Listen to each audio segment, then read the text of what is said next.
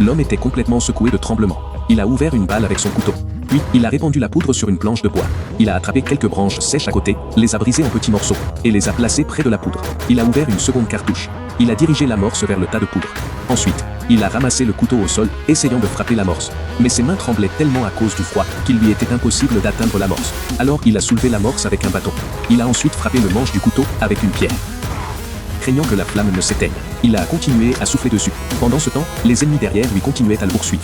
Alors, dès que le feu s'est stabilisé, il a immédiatement retiré sa veste détrempée. La blessure par balle à son bras gauche le faisait souffrir atrocement. Il a saisi une gourde de vin. Il a bu une grande rasade. Puis, il a versé le reste de l'alcool sur sa blessure. Il s'est mis une bande de tissu dans la bouche. Il a pris le couteau, l'a essuyé, puis a tenté d'extraire la balle. Finalement, la balle est sortie, accompagnée d'un flot de sang. Je n'ose même pas imaginer la douleur. Et pourtant ce n'est que la première étape. Puis il a plongé le couteau dans les flammes. Il a de nouveau serré la bande de tissu entre ses dents. Il a pressé la lame brûlante contre sa blessure, pour désinfecter et stopper le sang. Cette fois, la douleur fut si intense qu'il s'évanouit. Pendant ce temps, les ennemis s'approchaient lentement. Sentant le danger, il a aussitôt quitté les lieux. Pour tuer les ennemis, il a laissé de nombreuses fausses traces derrière lui. Puis, il a effacé ses vraies empreintes avec une branche. Mais c'est en chemin. Il s'est rendu compte que c'était absurde. Cela ne pouvait pas vraiment me durer ce qu'a été ses poursuivants. En apercevant un grand arbre tout près, une nouvelle idée lui est venue. Entre-temps, les ennemis ont découvert le foyer encore chaud. Ils ont décidé de se séparer, exactement ce que l'homme espérait. Il s'est caché dans l'arbre et a vu un ennemi approcher, seul.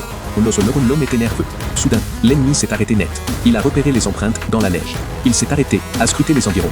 Enfin, il a levé les yeux. L'homme, perché dans l'arbre, a paniqué. Grâce au feuillage, le gros homme ne l'a pas aperçu. Juste au moment où il poussait un soupir de soulagement, du sang a coulé sur sa main. Puis il est tombé sur la neige. Le gros a finalement compris qu'il était dans l'arbre. L'homme a tué l'ennemi, mais, emporté par l'adrénaline, il est tombé de l'arbre, atterrissant pile sur le corps du gros. Il n'a donc pas été gravement blessé. Il s'est vite emparé de l'arme et des vêtements de l'homme.